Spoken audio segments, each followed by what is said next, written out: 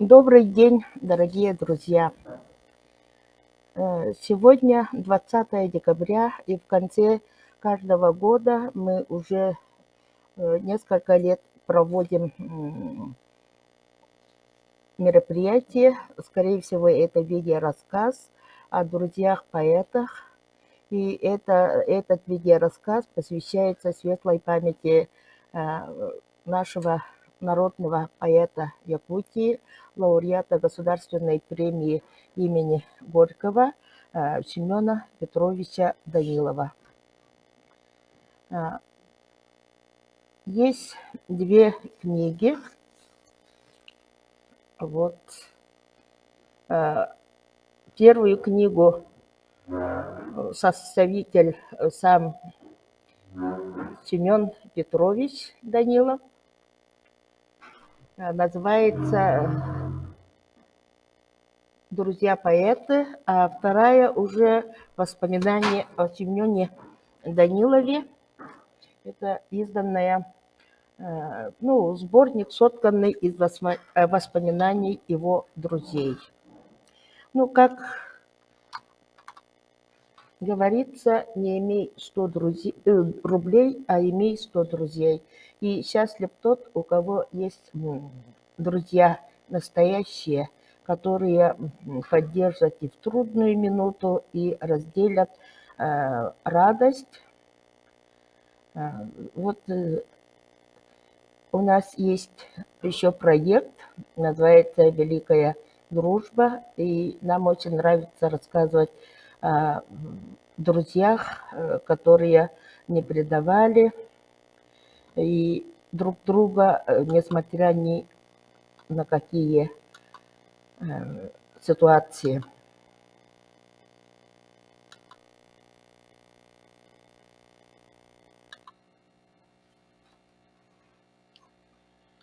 Рассказ пойдет по слайдам.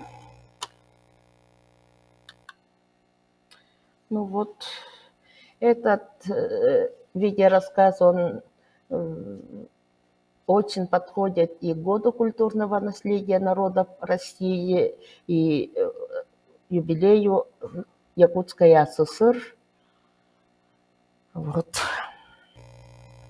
Это начало 70-х годов. Вот территория нашего музея. Здесь вы видите и мемориальный дом Платона Алексеевича Аюрнского, и Могол Ураса, и копия юрты, в которой родился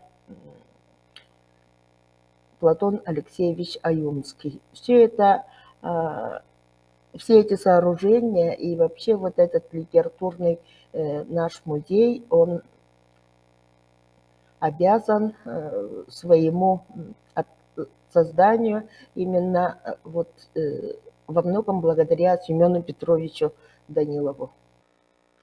С самого начала открытия нашего музея был запущен проект «Дружба литератур, дружба народов», и опять-таки этот проект по инициативе Семена Петровича Данилова. Даже вот замечательный логотип стенда был в музее. Мы его заново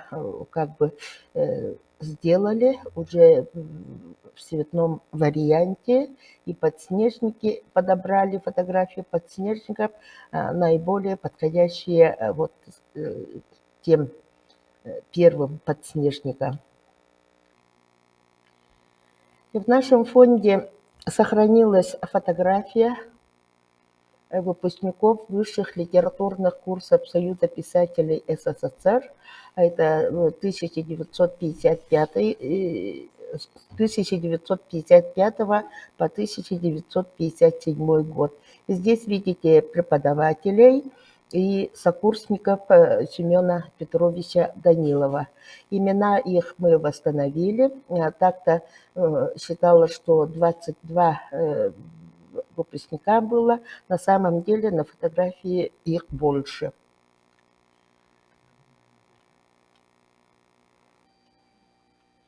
В 1963 году Семен Петрович издал сборник, в который вошли краткие биографические сведения и произведения 25 поэтов Советского Союза.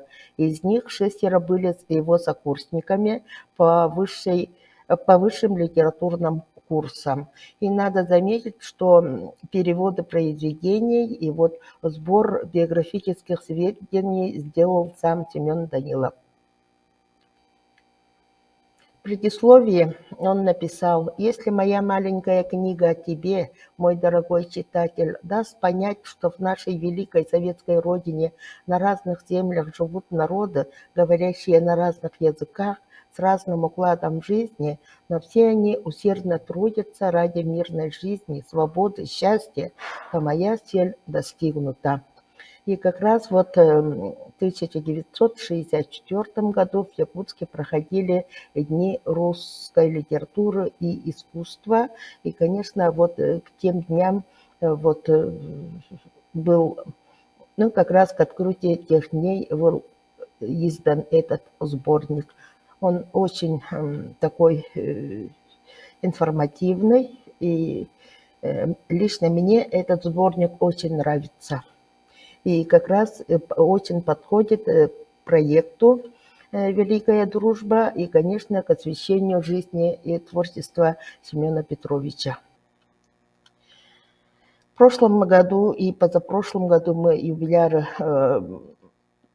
2020 и 2021 года проводили, тоже вот со слайдами и с рассказами, с ознакомлением с творчеством друзей Семена Петровича. А в этом году вот юбиляру 2022 года. Все мы знаем, что Семен Петрович Данилов в 1952 году написал стихотворение «Нучалы мен билим» и подстрочный перевод отправил в литературную газету. Редактор Константин Симонов поручил Михаилу Львову его перевести. Вскоре, как писал Михаил Львов, стихотворение «Мой русский язык» стало классическим поэтическим выражением отношения к русскому языку народов нашей Родины. В сборнике вот вошел рассказ, ну, как бы воспоминания самого Семена Петровича, и он пишет о том, что 1953 года у него этот год был очень тяжелым для него. Его критиковали, всякие гонения устраивали, на работу не брали. И если даже его принимали на работу, через некоторое время его увольняли. Стихи его не печатали, имя его предали как бы забвению. И в это время он как раз написал письмо об этих таких горестных днях, и стихотворение свое «Нучалы мен тылым» он отправил в литературную газету. Вот, и они тогда с Михаилом Львовым не были знакомы. И стихотворение, конечно, вот очень всем понравилось, и его сразу стали переводить на другие языки, и как-то вот Семен Петрович проснулся, можно сказать, знаменитым, хотя и после 1953 года всяких разных неприятностей в его жизни хватало. А они познакомились позже, и сразу подружились, и Михаилу Львову Семен Петрович был очень благодарен. Вот с Константином Симоновым Семен Петрович в 60-х годах. И Я ко всем наукам ключ имею, я со всей вселенную знаком. Это потому, что я владею русским всеохватным языком. Это уже стихотворение, прозвучавшее в переводе Михаила Львова. Семен Петрович, по воспоминаниям друзей, современников, действительно очень хорошо владел русским языком. В этом ему больше помогло вот даже самообразование с детских лет. В свою очередь Михаил Львов в воспоминаниях, после ухода из жизни Семена Петровича, написал воспоминания специально для издания сборника о нем, и он пишет следующее. Когда я узнал о смерти Семена Данилова, мне показалось, что земля подо мной на мгновение покачнулась. Так бывает, когда умирают очень близкие люди. И также он пишет, душа его радостна, по-детски доверчиво была открыта всему прекрасному в этом мире, людям, природе, искусству, народам и странам. Замечательное воспоминание. И он тоже вспоминает, как в 1952 году Константин Симонов передал подстрочник стихотворения Семена Петровича. Михаил Львов пишет, и почему-то Симонов подумал именно обо мне, поручил своему референту пригласить меня в редакцию и попросить от имени главного редактора перевести это стихотворение. Стихотворение мне тоже очень понравилось, совпадало с моим отношением к великому русскому языку, с моими чувствами и мыслями о нем. И с моей сердечной благодарностью чуду русского языка. Я перевел. Стихотворение опубликовали под рубрикой «Новые стихи». Так состоялось мое заочное знакомство с моим будущим другом. Мы были ровесниками, наши судьбы во многом были схожи, и мы должны были найти друг друга и найти общий язык друг с другом. Так оно и случилось. Первое, что сказал мне Семен, когда мы потом познакомились в Москве: «Вы не знаете, что вы для меня сделали». Я удивился, почему так он говорит, ведь я просто перевел, правда, попытавшись вложить всю душу в это дело. Перевод прекрасного стихотворения его. Они регулярно переписывались. Михаил Львов несколько раз бывал у нас в Якутии.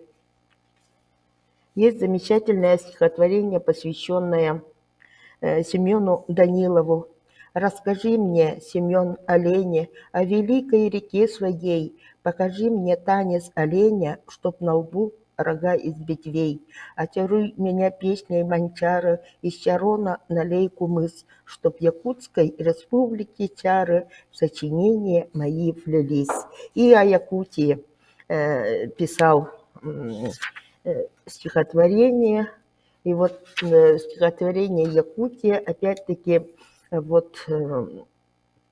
пишет: «С конем-то шагом-то скача, старо Данила, теперь владелец москвича якут Данила. Москвич рванул, дымком дохнул, на Аланконе отпугнул, и ухитряется Семен вставать с рассветом, с конем теперешним силен. Прибыть поэтом, его читая, видит всяк». Про москвича Семена Петровича тоже есть воспоминания, и действительно место коня современный якут пересел, конечно, на москвича. Он был человеком алмазной чистоты. Уйдя от нас, он не унес в землю алмаз своей души, своего творчества. И этот алмаз остался в его народе, в стране, войдя в весеннейшую сокровищницу культуры родного народа. Действительно, так и есть.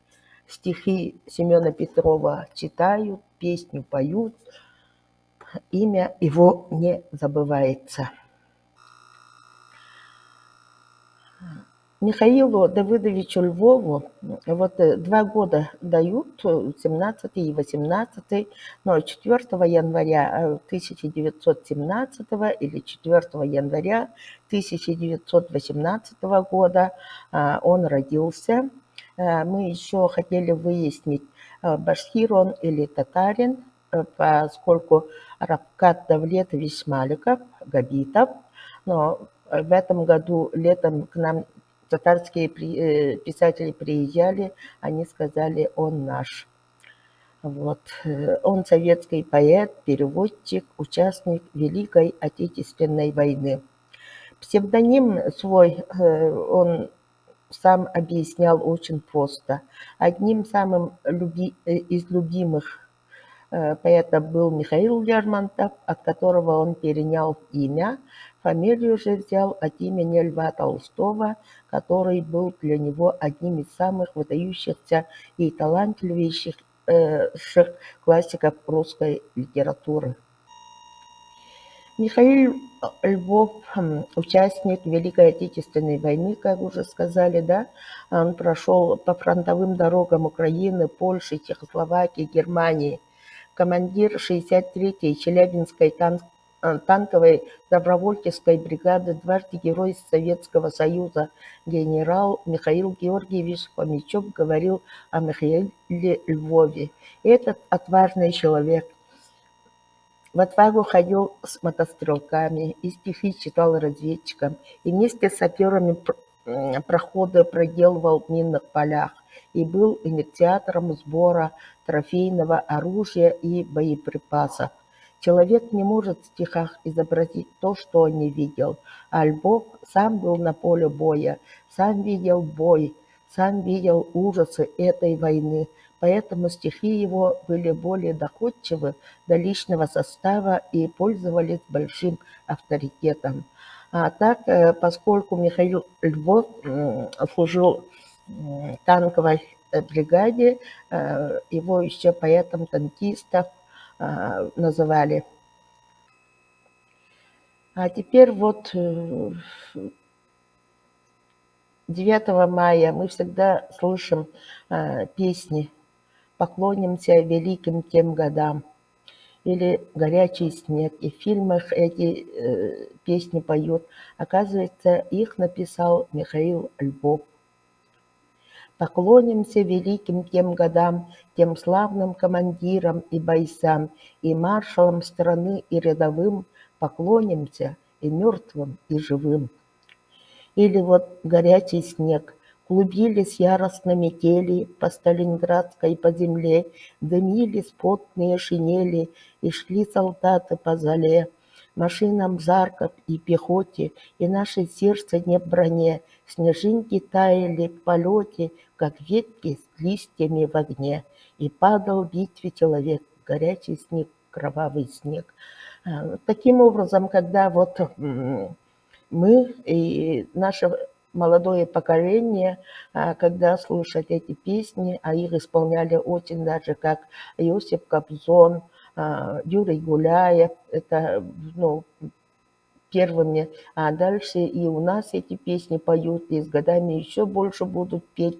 Вот тогда вот услышите на слова Михаила Львова, всегда вспомните, что он был другом нашего Семена Петровича Данилова, и что он перевел стихотворение, которое мы все любим, про русский язык.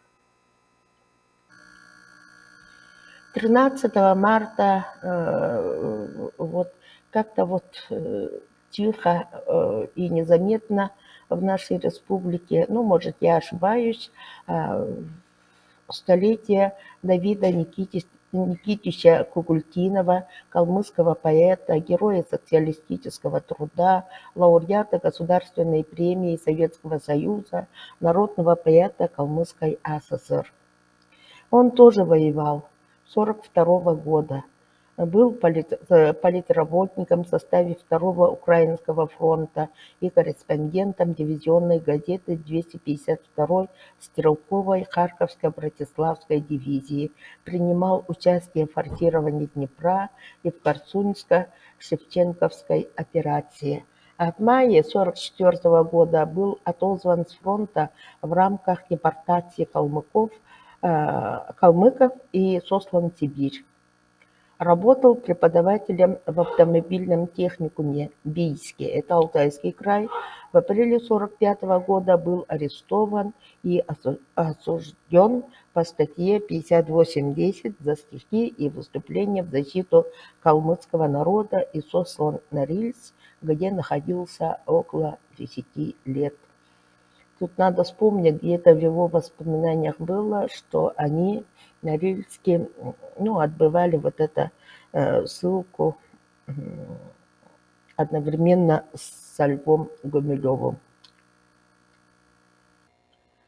В те дни, когда я был здоров и молод, ты отнял у меня, унес на Рильск, неповторимый город.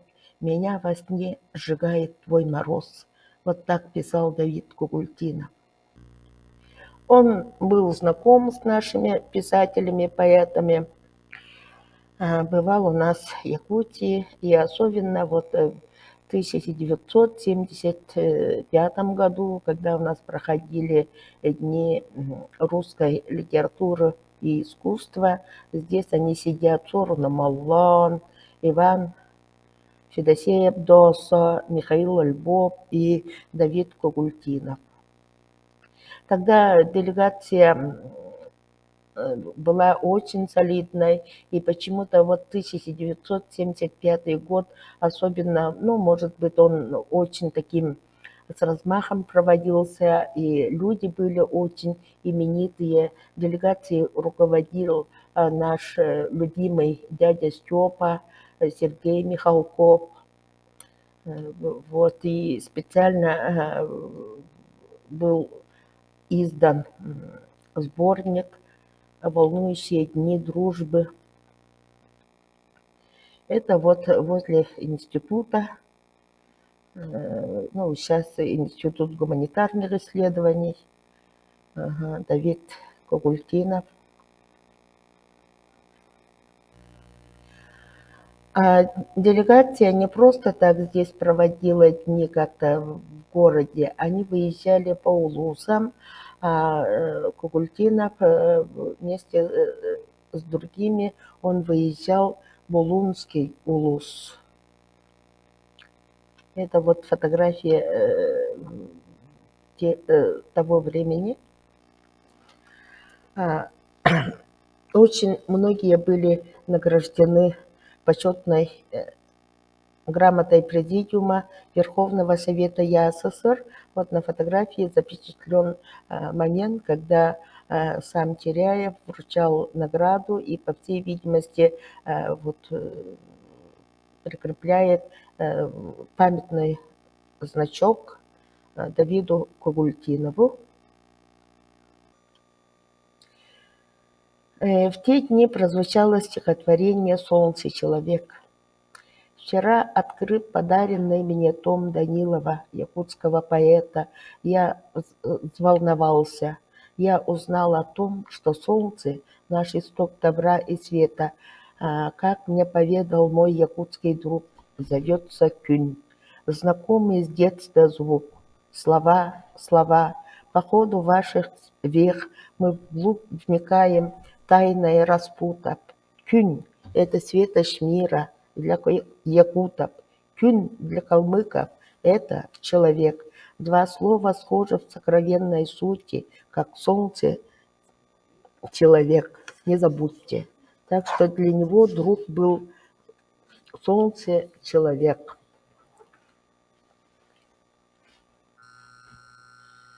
19 октября 1917 года родился Калцин Шуваевич Кулиев, советский балкарский поэт и прозаик, журналист, военный корреспондент, народный поэт, Кабардино-Балкарская ССР, лауреат Ленинской премии, Государственной премии СССР и Государственной премии РСФСР имени Горького. Чингис Айтматов о нем писал: «Кайсын упивался стихами, завораживая и меня». Память его поистине была феноменальной. В его сердце жили Пушкин, Лермонтов, Тютчев, Блок, Есенин, Низами, Физули, Пастернак, Твардовский, Верхарн. Он знал поэтов как своих родных братьев, любил и гордился ими. А сколько великих композиторов, художников, философов озаряли его жизнь. В июне 1940 года он ушел в армию, а Великую Отечественную войну встретил, или война его застала в Прибалтике.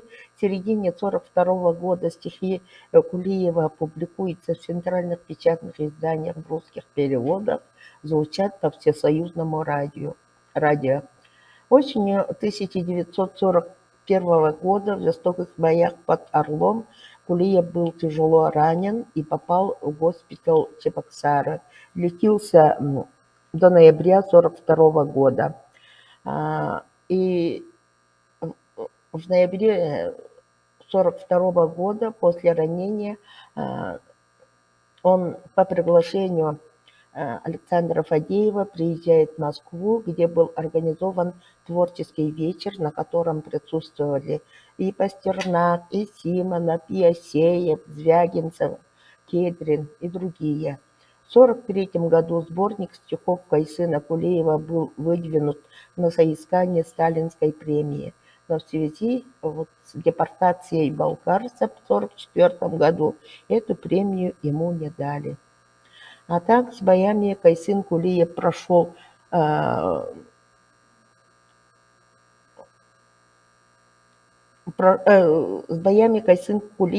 фронтовыми дорогами, был ранен, был десантником, военным корреспондентом газеты «Сын Отечества», где печатались его боевые корреспонденции и стихи, принесшие ему широкое признание. Принимал участие в боях за освобождение Москвы, Орла, Ростова, Украины, Крыма, Прибалтики.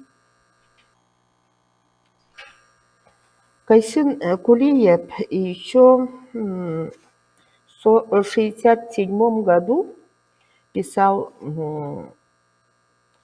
о Семене Петровиче, поэт Якутии. Есенин за всех нас сказал: «Поэт поэту есть кунак». Мои слова братского привета обращены к доброму, благородному и талантливому собрату. Каждый раз в праздники и будни мне бывает радостно получить письмо или телеграмму от Семена Данилова.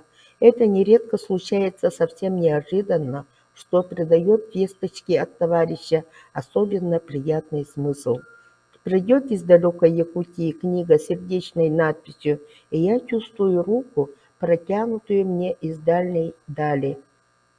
Вот у них тоже вот такая дружба, очень хорошая дружба, большая дружба связывала их.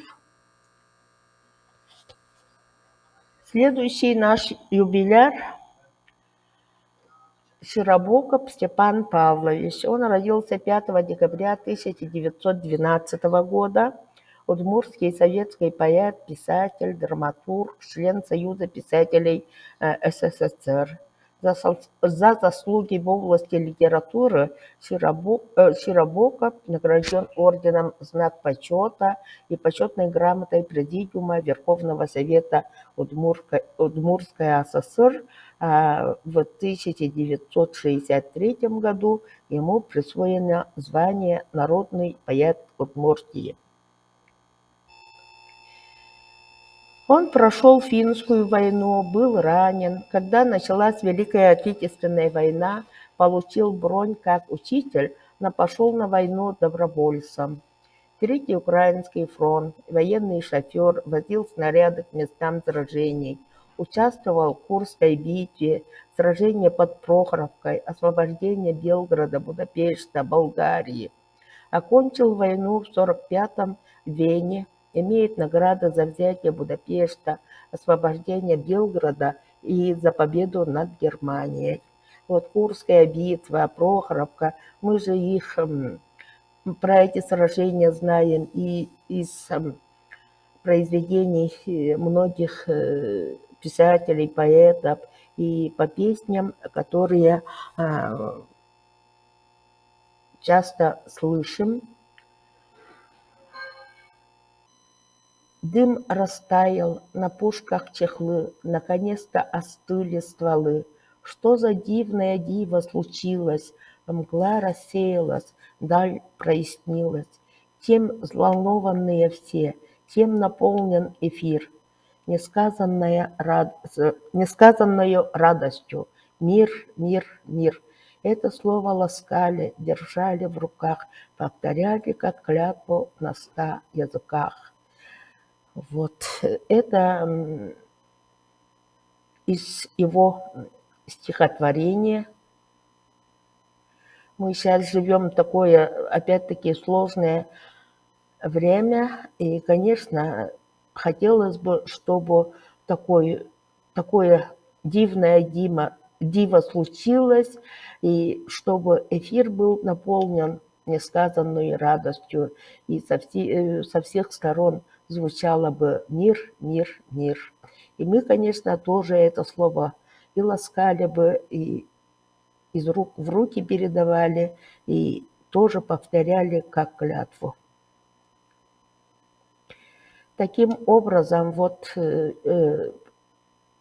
видеорассказ, посвященный юбилярам текущего, уходящего года, наше вот такое посвящение.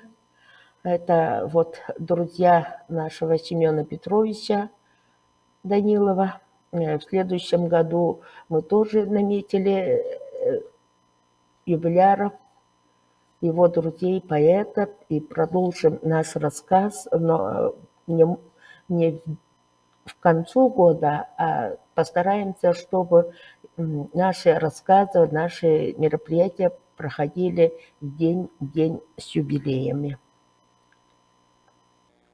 Спасибо за внимание.